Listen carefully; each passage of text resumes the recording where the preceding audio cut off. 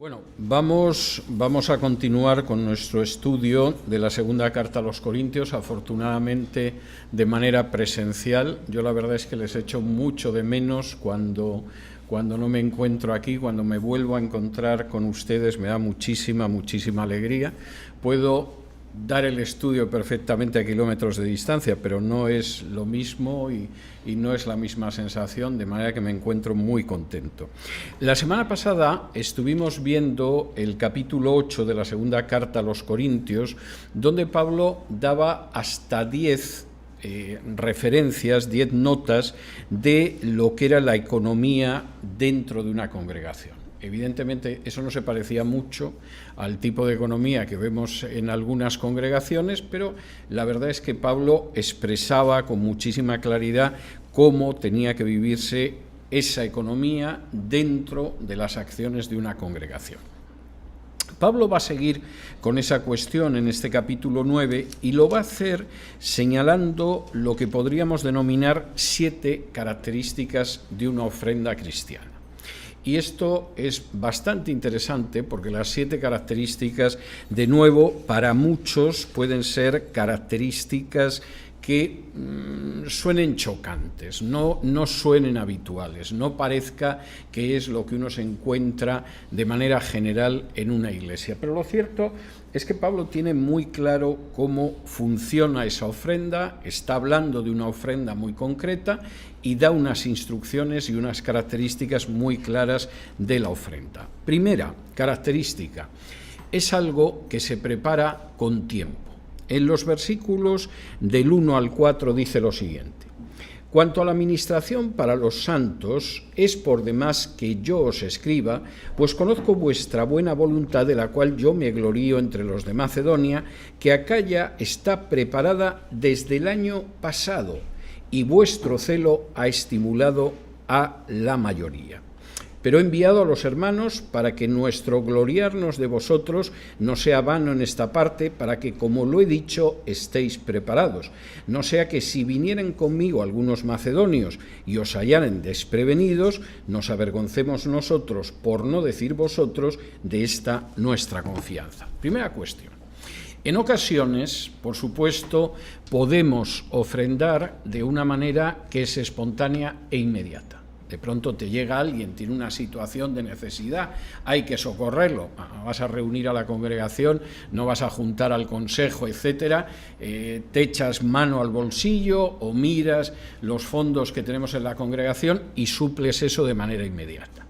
Pero la idea, que aquí aparece bastante clara, es que lo que son las ofrendas es algo que deberíamos pensarlo con tiempo.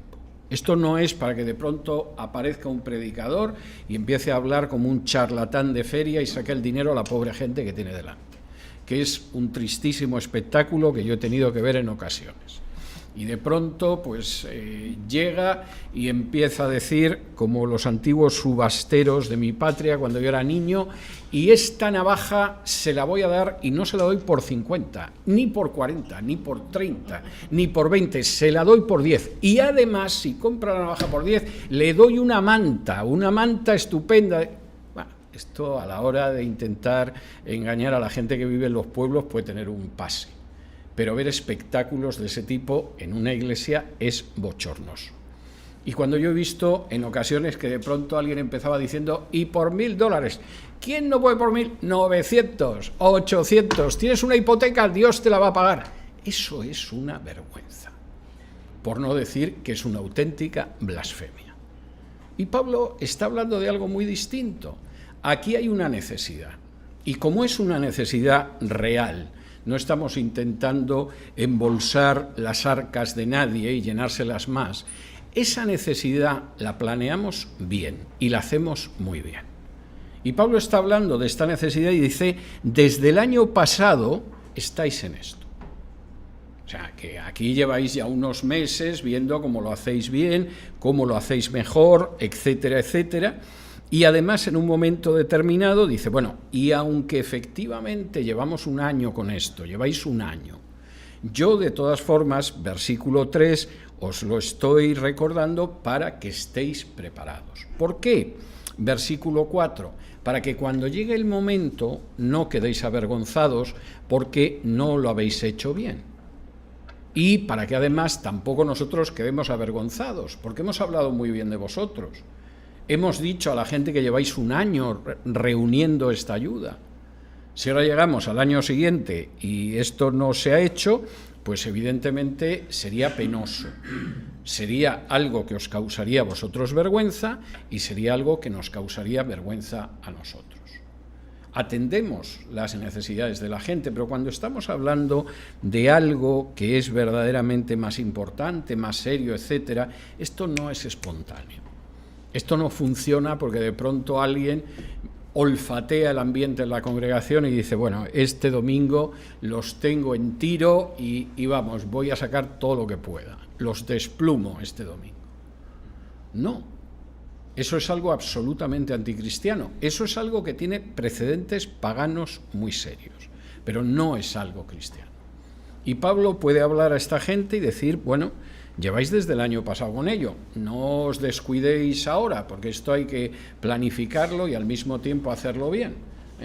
Estad preparados, no sea que empezasteis el año pasado, pero luego aquí esto se ha ido descuidando, no lo ha recordado nadie y cuando llegue el momento se os va a caer la cara de vergüenza y además de caerse la cara de vergüenza, pues se da también la situación de que a nosotros se nos va a caer la cara de vergüenza, porque hemos hablado muy bien de vosotros, corintios, no nos dejéis mal. Segunda característica de esa ofrenda cristiana, no deriva de la exigencia. Yo creo que algunos de los espectáculos, vamos a ver en el versículo 5, dice así, por tanto tuve por necesario exhortar a los hermanos que fuesen primero a vosotros y preparasen primero vuestra generosidad antes prometida, para que esté lista como de generosidad y no como de exigencia nuestra. Yo creo que si hay una cosa que me provoca unas casi irresistibles ganas de vomitar, es la manera en que se manipula a la gente para sacarle dinero. Y además, a veces la manipulación es un poco más inteligente, como cuando te quieren vender en televisión algo que no necesitas y de pronto te quedas convencido de que sí, que te tienes que comprar ese electrodoméstico, ese perfume o ese jabón, porque de pronto sientes que lo necesitas muchísimo. Bueno, a veces la manipulación está a la altura de un comercial de televisión, pero a veces es todavía más burda, más grosera y más intolerable, y es una exigencia. Y la idea es que efectivamente te exijo que empieces a soltar dinero, porque es que si no, que sepas que eres un ladrón. O te exijo que empieces a soltar dinero, porque si no, Dios no te va a bendecir. O si quieres bendición, primero suelta el dinero. Eso es una vergüenza. Eso es totalmente contrario a lo que aparece en las Escrituras. Y aquí Pablo es muy claro. La gente que os hemos enviado es gente que os hemos enviado para que efectivamente seáis conscientes de que mantenéis una promesa de generosidad. Pero esto no es una exigencia nuestra. Aquí a nadie se le está exigiendo que dé dinero.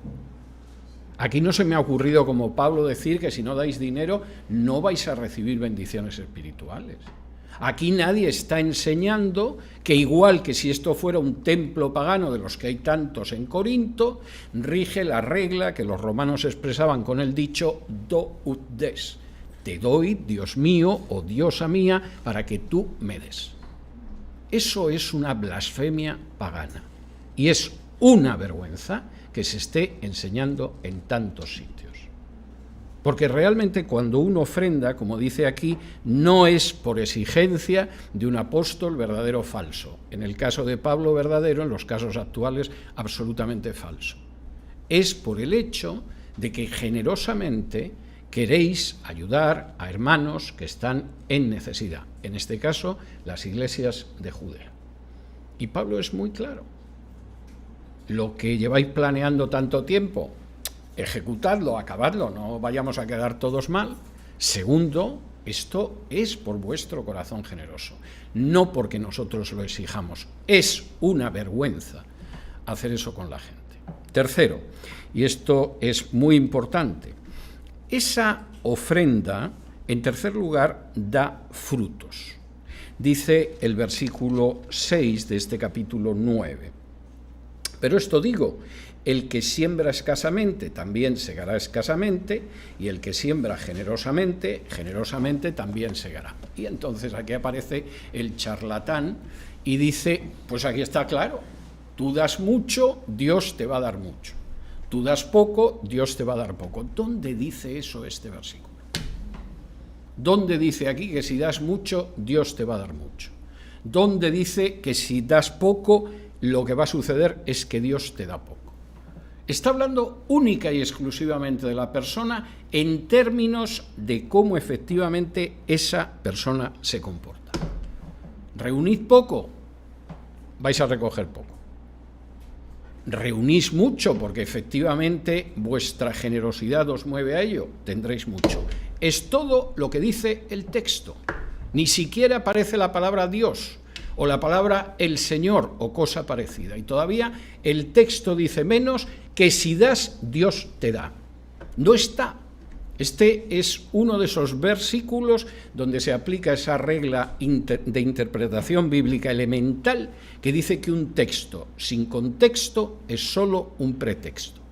Y efectivamente, este es un texto que fuera de su contexto, que es lo que estamos viendo esta mañana, es solo el pretexto para sacarle el dinero a la gente.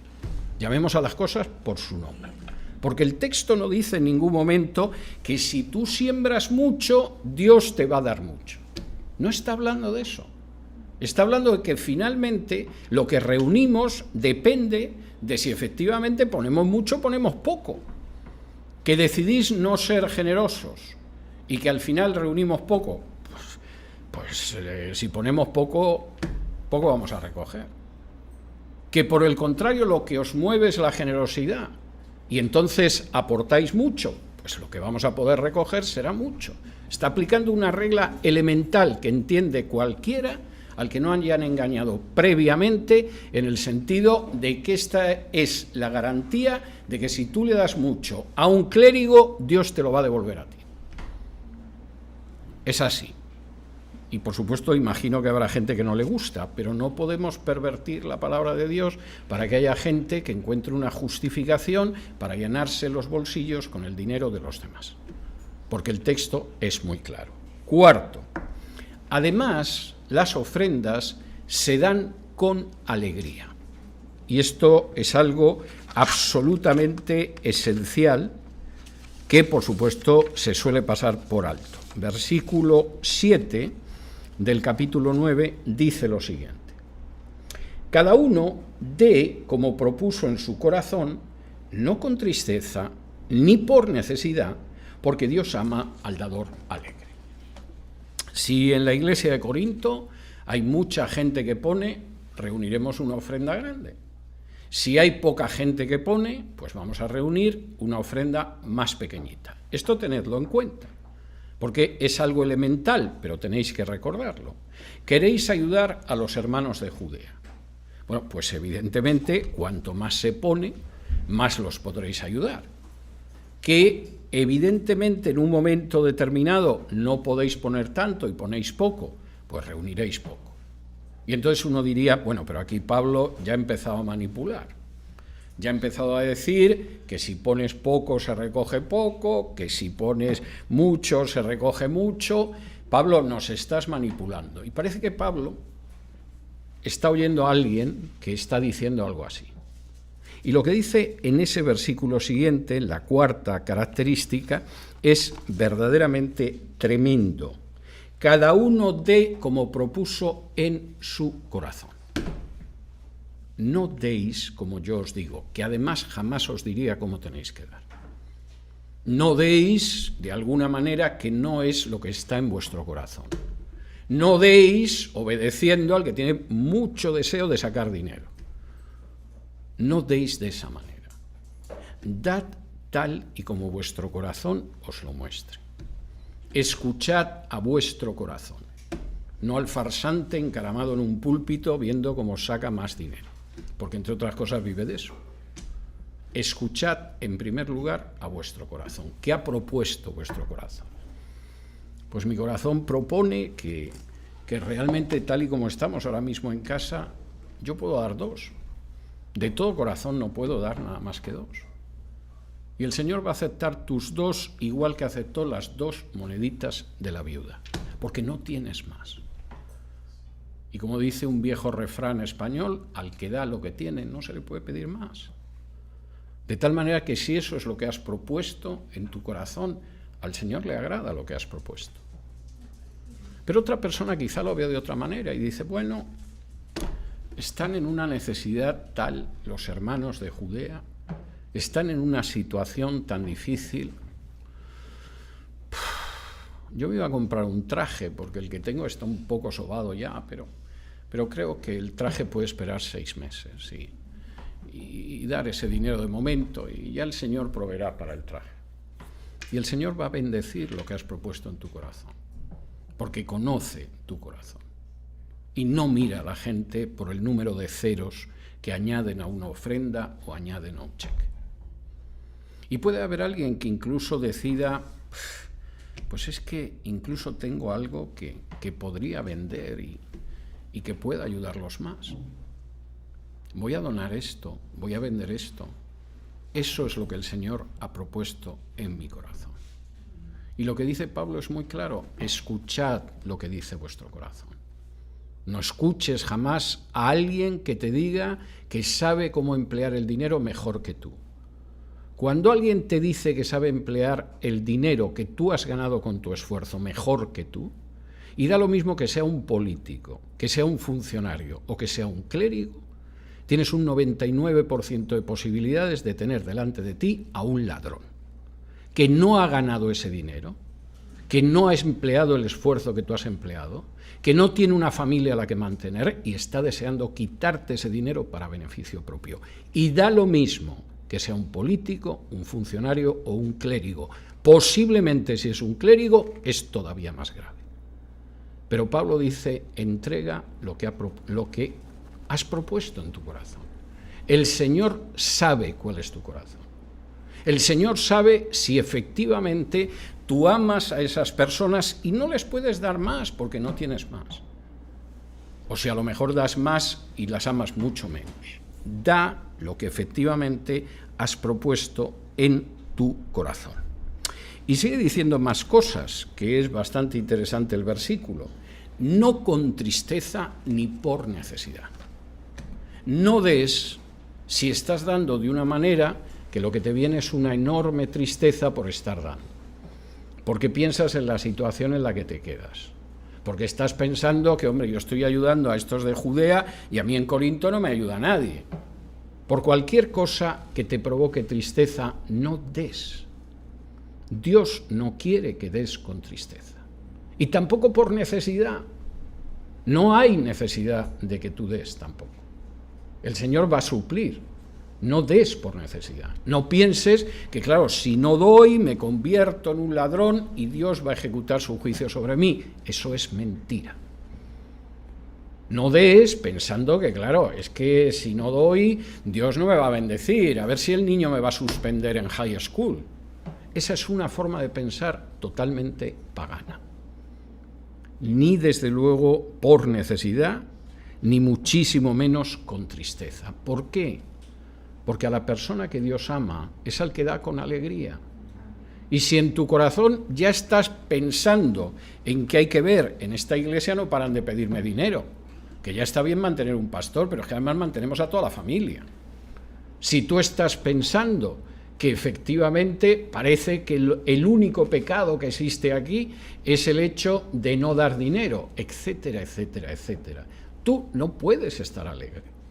Es más, seguramente te sentirás como una oveja, pero de esas que no cuidan y llevan a pastos, sino de esas que están esquilando continuamente y como tengan un poco de mala suerte las degüellan. Y Pablo es muy claro, y esto es algo que buscando sacar más dinero a la gente se olvida y es esencial. Cuando damos lo hacemos con alegría. Y Señor, quizá no tengo nada más que $5, pero los $5 que puedo ofrendar los ofrendo con alegría, porque es lo que puedo. Y Señor, habrá otra vez en que a lo mejor serán 100 o serán 1000. pero lo que doy, Señor, yo te lo doy de corazón. Y te lo doy con gratitud, y te lo doy con alegría. No soy víctima de un sistema religioso que tiene como una de sus principales preocupaciones, a veces la principal, sacar el dinero a la gente. Y esto es algo terrible y es una situación de enorme pecado en la que estamos chapoteando desde hace décadas y que por supuesto no se puede hablar. Hablen ustedes de esto en alguna ocasión y habrá gente que les retirará la palabra, cosa que comprendo. Quinto, las ofrendas son ofrendas que son abundantes porque Dios nos ha dado antes. Y esto es tremendamente importante. Versículos 8 y 9 dice así: Y poderoso es Dios para hacer que abunde en vosotros toda gracia, a fin de que teniendo siempre en todas las cosas todo lo suficiente, abundéis para toda buena obra, como está escrito: repartió, dio a los pobres, su justicia permanece para siempre. Una cita del Salmo 112. Fíjense en esto, porque de nuevo la enseñanza vulgar y extendida es exactamente lo contrario de lo que aquí enseña Pablo. Pablo no está diciendo que como das mucho, Dios te va a dar mucho. Y bueno, si haces un cálculo, $5 al 100 por 1, menos de 500 no me va a dar.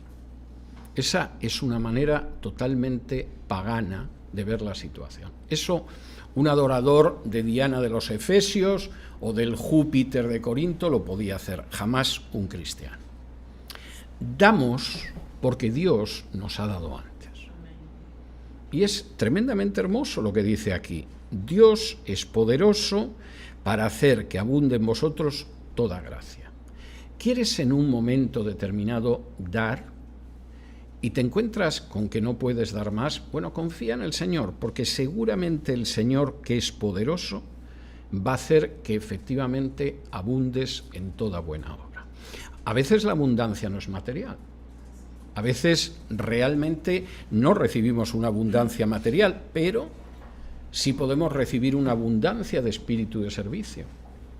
Sí podemos recibir una abundancia para compartir el tiempo que nuestros hermanos necesitan. Sí podemos recibir una serie de servicios a los demás. Yo conozco gente en esta iglesia que no tiene una abundancia material, pero sí he visto su abundancia de servicio. Quizás si en un momento determinado yo les pidiera que dieran $50, los colocaría en una situación muy difícil, porque no tienen para disponer de esos $50. Pero sé que cuando la iglesia, la congregación necesita a esas personas para servir, están ahí. Y eso es algo que el Señor da de manera poderosa. Y cuando eso se olvida y se piensa que lo más importante es la persona a la que le podemos sacar el dinero y el resto no tiene ninguna importancia, eso es una blasfemia. Y eso ofende a Dios. Porque no se está tratando a los hermanos como hermanos. Se les está tratando como a ganado. Y el ganado que efectivamente es más pingüe y más próspero y más gordo lo apreciamos porque la matanza es mayor. Y aquel que es un ganado más pequeño lo despreciamos y no le dejamos ni que se acerque. Eso es un pecado muy grave contra Dios. Y la Biblia lo dice con una enorme claridad, por ejemplo, en la carta de Santiago. Y lo que aquí está diciendo Pablo es muy diferente. Dios os va a ayudar. ¿Y por qué es Dios el que empieza y no nosotros para que Dios nos devuelva? Hombre, porque lo dice la Biblia. ¿Qué dice la Biblia? ¿Que nosotros le dimos a Dios y Dios luego nos ha dado proporcionalmente a lo que hemos dado? No. La Biblia dice que Dios repartió a los pobres. Que todos nosotros, lo sepamos o no, dependemos de Dios como si fuéramos pobres. Nuestro trabajo, nuestra salud, nuestra vida familiar depende de la generosidad de Dios. Cualquiera de nosotros puede tener un accidente al salir de la iglesia, Dios no lo quiere. Cualquiera de nosotros puede ser víctima de una crisis económica. Se produce una crisis bancaria y nos quedamos con el día y con la noche. Cualquiera de nosotros se puede encontrar con que alguien en la familia enferma. Y en este país ponerte enfermo es muy caro, pero muy caro. Y Pablo dice, no os preocupéis, Dios es poderoso y va a hacer que tengáis abundancia.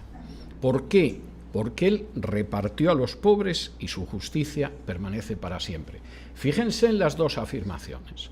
Aquí no está diciendo, tú le das a Dios y Dios te va a dar. O sea, da mucho, que verás tú cómo devuelve. No. Dios ha empezado ya repartiendo entre todos nosotros. Como veíamos la semana pasada, Jesús era inmensamente rico en el cielo y se hizo pobre para enriquecernos. Y alguno dirá, ¿pero cómo te va a enriquecer un pobre? Pues entre otras cosas mostrándote lo que es la verdadera riqueza y la verdadera pobreza. Y desgraciadamente hay gente que se enriquece y se enriquece además siendo un charlatán religioso y vive en una inmensa pobreza espiritual. Y aquí Pablo lo dice muy claro, no. Es Dios el que es poderoso, es Dios el que nos hace abundar. No te preocupes por eso, porque Él siempre ha dado antes. Y si quieres que el Señor te dé, te va a dar. Y te va a dar precisamente para abundar para otros. ¿Y cómo tengo seguridad de que eso me va a pasar? Hijo mío, su justicia permanece para siempre. Lo que Dios promete se cumple. Lo que Él te ha dicho que va a hacer en tu vida se cumple. Cuando Él habla de que desea que ninguno de sus hijos pase necesidad, se cumple. Su justicia permanece para siempre. No tienes que comprarlo. No tienes que ir con una vela delante de la imagen y encender la vela, porque entonces, si la imagen es de San Antonio, vas a encontrar novio. Y si es de San Nicolás de Bari, se te va a curar el niño, o cosas por el estilo. Dios reparte a los pobres, y no lo hace porque le lleven velas, ni porque adoren a una imagen, ni cosa parecida. Eso es pura idolatría y puro paganismo. Reparte a los pobres y su justicia es para siempre. Sexto, y esto es tremendo, el hecho de que uno sea generoso tiene repercusión en nuestra vida como una forma de riqueza, no como dicen algunos. Fíjense lo que dice los versículos 10 y 11.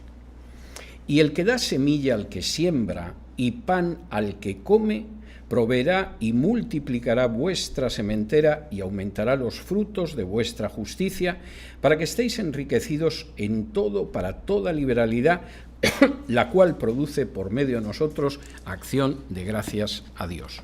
Dios te va a proveer. ¿Porque doy dinero? No. Dios te va a proveer porque, como diría de nuevo un refrán español viejo, realmente Dios ayuda al que se ayuda. Tú quieres sembrar, Dios te dará semilla. El que da semilla al que siembra. Tú tienes una necesidad, Dios te va a ayudar con esa necesidad. Da pan al que come, como dice aquí. Proveerá y multiplicará vuestra sementera y aumentará los frutos de vuestra justicia. Y es algo tremendo. No está diciendo que te vas a embolsar los frutos de tu justicia. No está diciendo, ni mucho menos, que efectivamente eso es algo que va en beneficio de tu cuenta corriente. Todo lo contrario, versículo 11, para que estéis enriquecidos en todo para toda liberalidad. ¿Quieres ayudar a los hermanos de Judea? No te preocupes. Si tú deseas que el Señor te ayude, te va a ayudar, porque Él da semilla al que siembra. Y al que necesita comer, le da pan. Y puedes estar seguro de esa fidelidad. Ahora, si ustedes se fijan aquí aparece algo interesante, porque resulta que se sigue una línea que aparece en el Antiguo Testamento, de que cuando el pueblo de Dios ofrenda, no es para producir riqueza, sino para que no haya pobreza. Voy a intentar explicar esto. En el Nuevo Testamento no aparece el diezmo.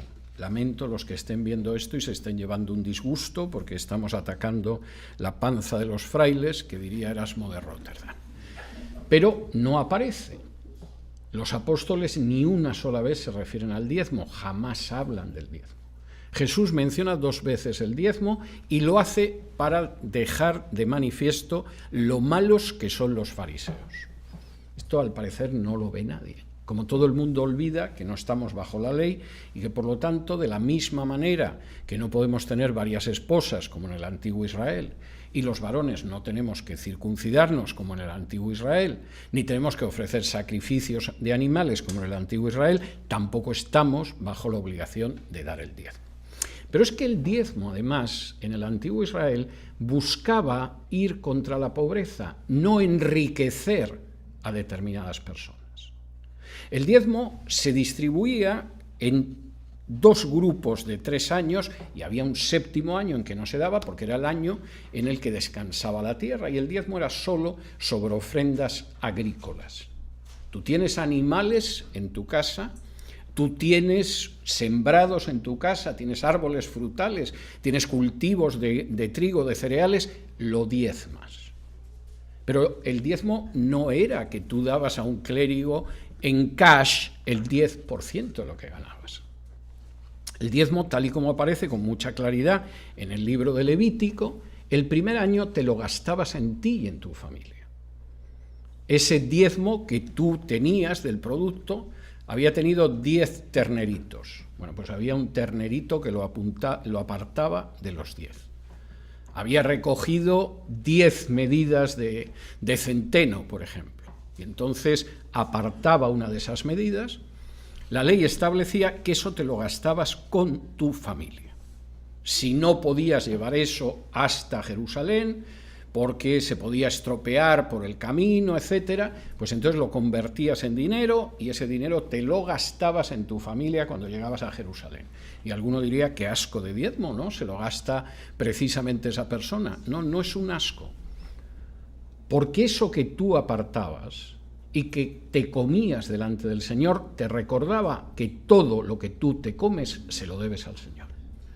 Y cuando llegaba el final de ese año y recogías esa parte, entonces cuando tú lo comías con tu familia decías, comemos hoy, mañana y lo que dure la fiesta, como todo el año de lo que el Señor nos ha dado.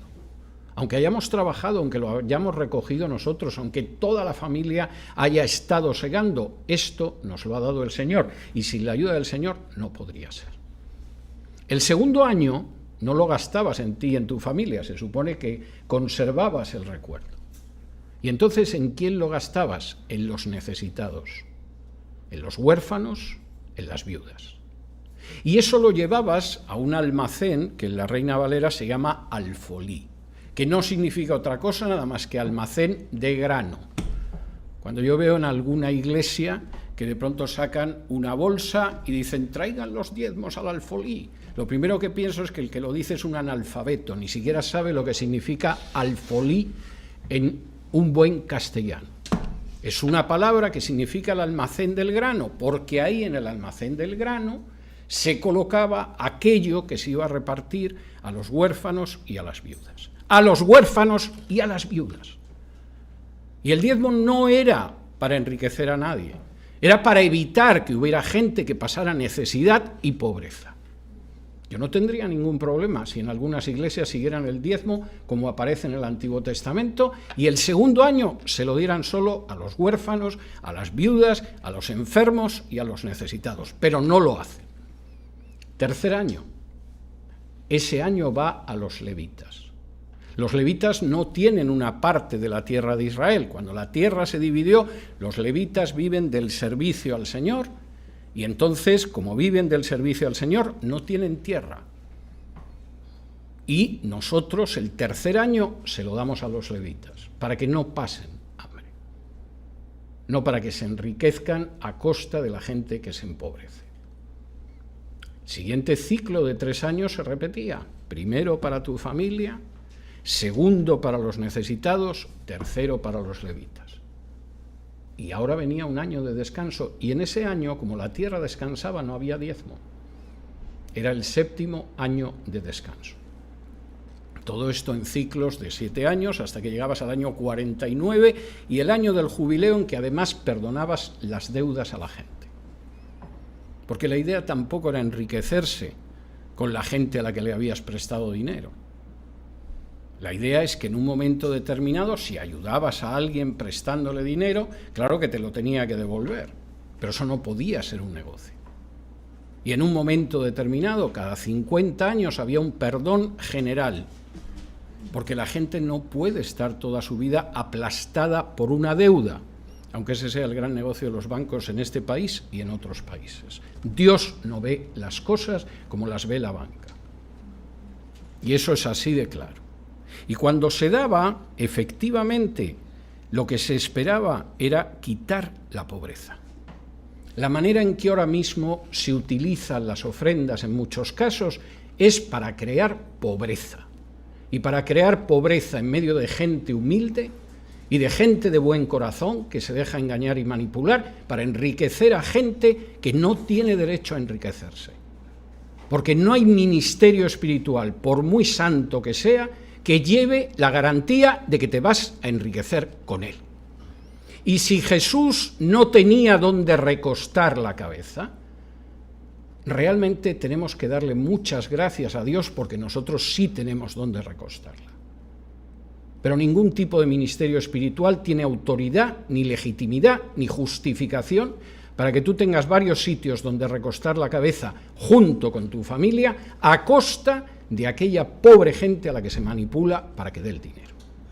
Porque ciertamente Dios nos da para toda liberalidad. Dios nos da para que podamos atender a aquellos que tienen necesidades entre nosotros. Dios no nos da para enriquecer a gente que tiene un ministerio religioso que ha convertido en su profesión. Séptima característica. Las ofrendas producen gratitud hacia Dios. Y dice en el versículo 12 en adelante. Porque la administración de este servicio no solamente suple lo que a los santos falta, sino que también abunda en muchas acciones de gracias a Dios, pues por la experiencia de esta administración glorifican a Dios por la obediencia que profesáis al Evangelio de Cristo y por la liberalidad de vuestra contribución para ellos y para todos. Asimismo, en la oración de ellos por vosotros, a quienes aman a causa de la superabundante gracia de Dios en vosotros. Cuando uno efectivamente está en el terreno de unas ofrendas que son de acuerdo a la enseñanza de la Biblia y que son de acuerdo a la voluntad de Dios, eso produce gratitud a Dios. Cuando de pronto Pablo, al final del libro de los Hechos, llega a Jerusalén y llega con las ofrendas que ha recogido de las iglesias que él ha fundado, eso provoca la gratitud a Dios. No estamos solos en este mundo. Nuestro mundo no se acaba en las paredes de esta iglesia. Nuestro mundo incluye a hermanos que son de otras iglesias y hermanos que son de otras iglesias de este país y hermanos que son de otras iglesias de otros países, no solo del país del que podemos ser originarios todos y cada uno de nosotros. Y eso provoca acción de gracias.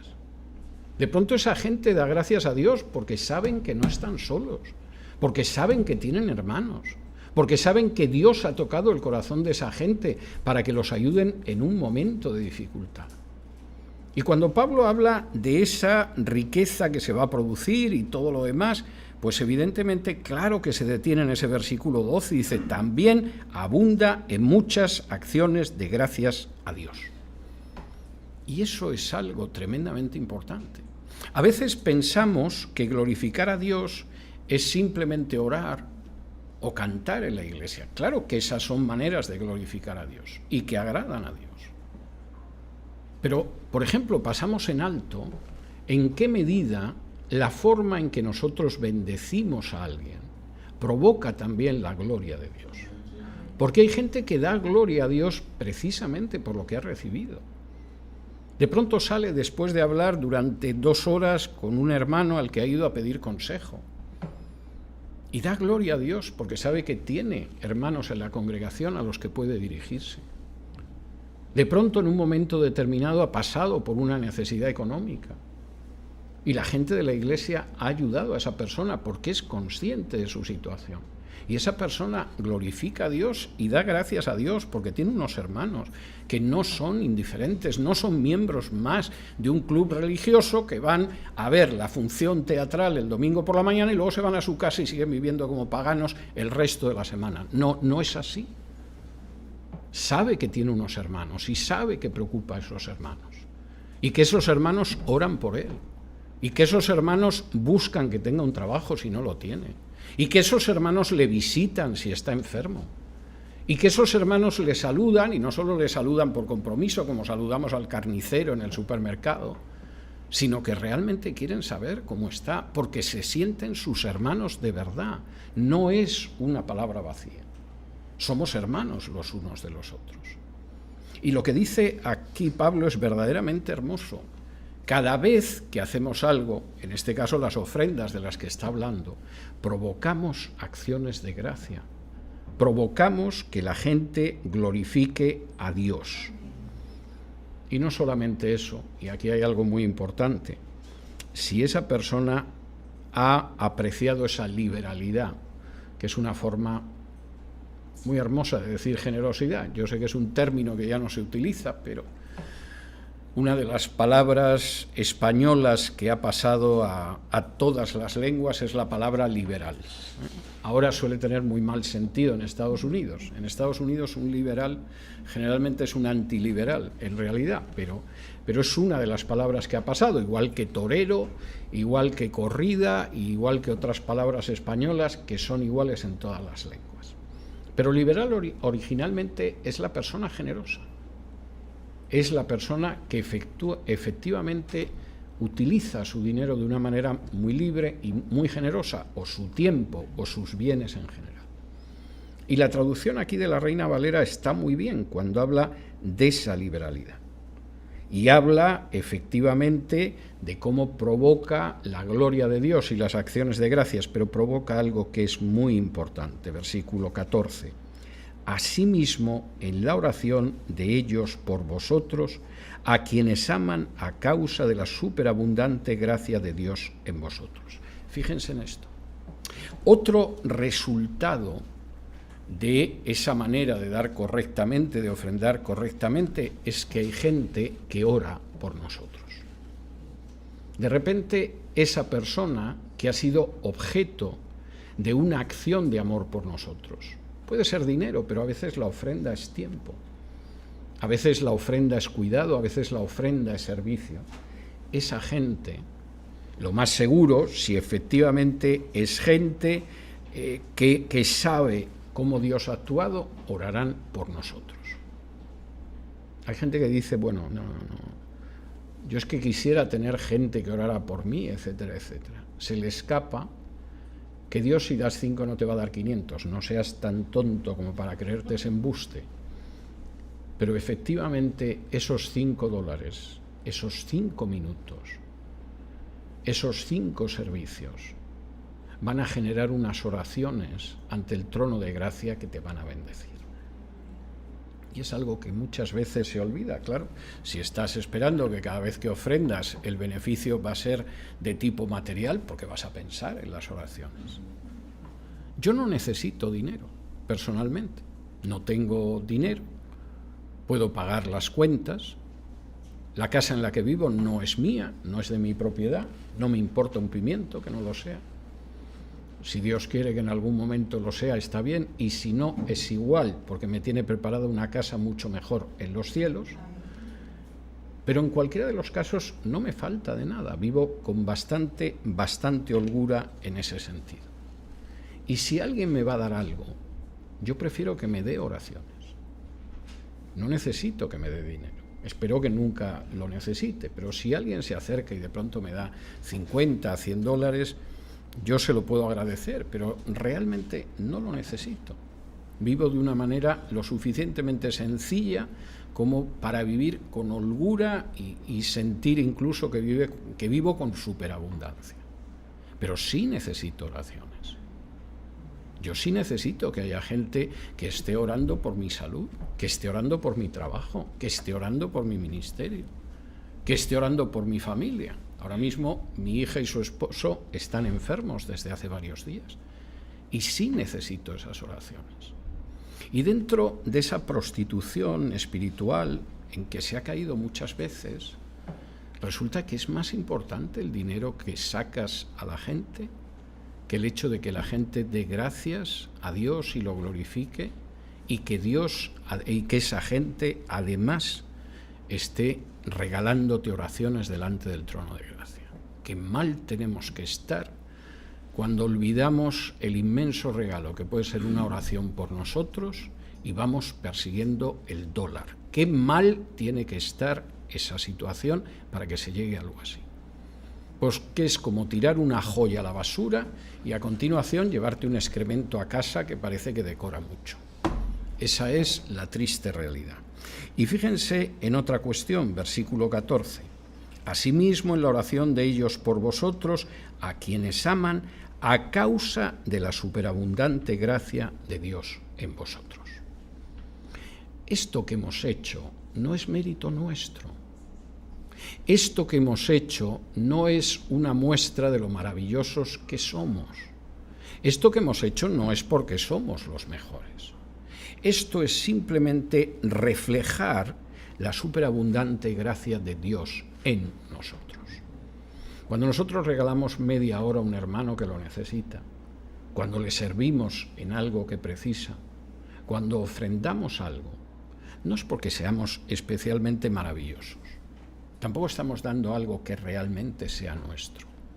Simplemente estamos canalizando la superabundante gracia de Dios en nosotros. Y tendríamos que tenerlo en cuenta. Ni nuestro dinero es nuestro, ni nuestro tiempo es nuestro, ni nuestra disponibilidad es nuestra. Aquello que tenemos es porque antes el Señor nos lo ha dado. Y Pablo concluye este relato de las 7 características de una ofrenda que es verdaderamente cristiana y que se parece bastante poco a muchas supuestas ofrendas cristianas, con una afirmación que además es una afirmación absolutamente exclamativa en ese versículo final de este capítulo donde dice: gracias a Dios por su don inefable. Ha estado contando cómo las ofrendas pues son planeadas, se toma uno su tiempo y su cuidado. Ha estado hablando de cómo no derivan de la exigencia de un ministro religioso, nacen del corazón y nacen de la generosidad. Ha estado hablando de cómo producen fruto, pero no en el sentido de que aumenta nuestro dinero, sino en el sentido de que si nos ponemos vamos a ver el fruto. Ha estado hablando de cómo se dan con alegría, no con tristeza, no por obligación. Ha estado hablando de cómo de la abundancia de Dios tomamos para dar abundantemente. Ha estado hablando de cómo intentamos que produzcan riqueza y que quiten pobreza, y al final habla de esa gratitud hacia Dios que produce el hecho de que ayudemos a gente que ora a Dios dándole gracias y glorificándolo y ora por nosotros. Y entonces Pablo acaba con una expresión que es tremenda: gracias a Dios por su don inefable. Todo esto al final no lleva a jactarnos de lo que damos, no lleva a jactarnos de todas aquellas cosas que somos capaces de hacer, no lleva a mirar a los demás y decir somos infinitamente mejores que ellos. Lleva a dar gracias a Dios porque todo es un regalo de Dios. Gracias a Dios por su don. Pero además Pablo lo describe con una palabra que verdaderamente es una palabra significativa: inefable.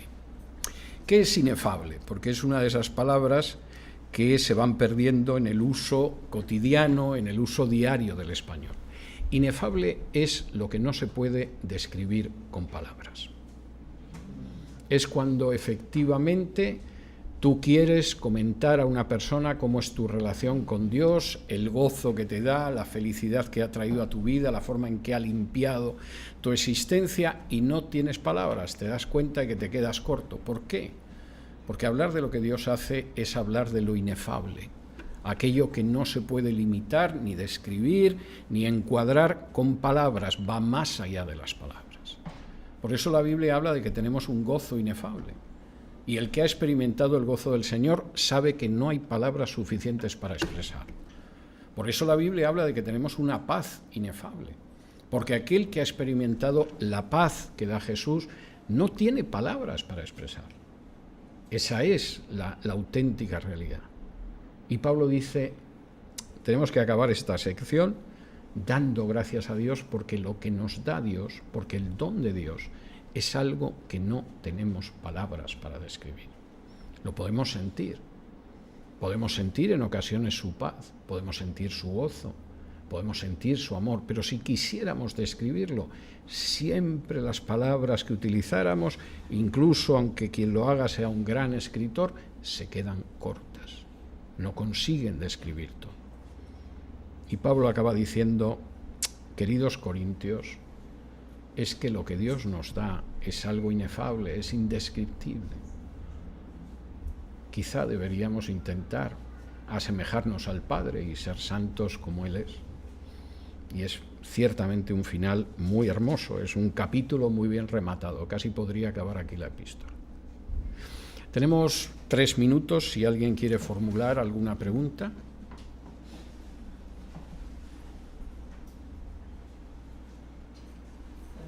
No sé si es una pregunta o un comentario, pero hay veces lo que yo no he podido entender, digamos, con otras iglesias, y me siento muy feliz de estar en esta realmente, porque tiene sentido para mí. Y a la que no le encuentro sentido a otras que he visitado o he sabido de ellas, es, yo puedo llegar un poco a entender que un pastor manipule todas estas palabras que usted leyó y entonces le dé una vuelta, le dé un giro, le encuentre y se hagan a un dinero, es decir, que nos tengan a todos nosotros haciendo cheques y firmando grandes cheques con los ceros que usted quiera. Y dice, pero bueno, mire, voy a ser truculento, pero al final este dinero, de verdad, esta iglesia se va a encargar de hacer una gran labor y sé que estoy siendo truculento y no debería, pero este dinero no se queda ni en mí. Pero a mí, además de que lo primero me molesta, lo segundo es, va a una revista y sale el tal pastor en un jet privado. Yo digo, pero de verdad, es decir, cogen además todo este dinero para sí mismos. Usted hablaba de llevarse un bollo de mierda a su casa, que eso es lo que yo considero que es ese jet y todos esos lujos tan absurdos. Y eso a mí personalmente me ofende mucho, mucho. Y tal vez el otro comentario que quisiera hacer, porque creo que también si uno habla de la Biblia como usted lo ha dicho, usted sabrá lo que tiene, usted sabe si puede uno o nada, o qué puede hoy. Y voy a confesarles algo acá, pero digamos hoy cuando salía, miré mi billetera y encontré un billete de $20 y dije, voy a pasar por la tienda, lo parto en 2, entonces doy 10, me quedo con 10. Y en un momento dije, ¿qué va a hacer usted con los otros 10? Comerme algo que tal vez mi cuerpo no necesita, porque estoy un poco gorda. Y dije, he ido 3 veces y en 3 semanas sentí mi mezquindad, la sentí, la viví, la sentí, como dije, uy, aquí un poquito, y sentí eso en mí y dije, llevo 3 semanas donde me he sentido tan feliz de estar acá, de oír la palabra de Dios, de oírla como la intuía, como creo que debe ser, y dije, no, ¿sabe qué? Los $20, y disculpe, me voy a poner a llorar, pero los únicos 20 que tengo, voy para la iglesia, porque me obligó como a... Entonces, siento que a veces si uno le dice a la gente, si tienes 2, da 2, y entonces uno dice, uy, qué bueno que dieron 2 porque yo tengo 10, pero entonces como ya dieron 2, pues entonces yo me quedo con 8. Pero le permite a uno revisarse un poco, también creo que ese es como el ejercicio, y verse hasta dónde de pronto uno también no peca robándose el dinero, pero peca siendo mezquino con Dios al final del día. Bueno, eso quien lo sabe es el Señor, que es el que lee los corazones. Desde luego, quien no lo sabemos es nosotros haciendo números. Y eso me parece bastante claro. Yo creo que una de las conversaciones que más me ha impresionado en los últimos años es una conversación que tuve con un prelado del Vaticano hace unos años. Alguno dirá, ¿con qué gente habla usted? Sí, pero es que a mí me gusta hablar y comer con las prostitutas y los publicanos, de modo que yo en principio hablo con todo el mundo. Y entonces empezamos a hablar, no recuerdo por qué me llamó, pero en un momento determinado había salido un escándalo de uno de los miembros de la curia papal, que seguramente iba a tener un problema porque se había dedicado a comprar pisos de lujo en Londres. Y me lo comenta y digo, sí, he visto que el cardenal por lo visto, iba comprando pisos de lujo en Londres para especular. Y entonces este hombre me dice, sí, pero lo peor no es eso. Dice, lo peor es que los fondos con los que ha estado comprando pisos de lujo eran fondos que supuestamente se habían entregado en las parroquias para los niños pobres del tercer mundo. De manera que le hablábamos a la gente, los pobres africanos, los pobres asiáticos, los pobres hispanoamericanos, y luego ese dinero, cuando llegaba al Vaticano, se convertía en dinero para la especulación inmobiliaria de apartamentos de lujo en Londres. Esto y otros ejemplos que yo podría mencionar en otros barrios de este mundo son pecados enormes que repugnan al Señor. Y si alguien cree que puede enmascarar este tipo de pecados diciendo que, bueno, se utiliza para una buena obra, etcétera, lo único que está haciendo es autoengañándose. Porque el Señor conoce el corazón de las personas y ve las cosas mucho más profundamente que nosotros. Y es muy claro lo que la Biblia dice sobre ofrendar, sobre cómo deberíamos administrar el dinero dentro de una congregación, etcétera, etcétera. Y por desgracia se parece muy poco a lo que hacen algunas personas. Y Dios no va a pasar eso por alto.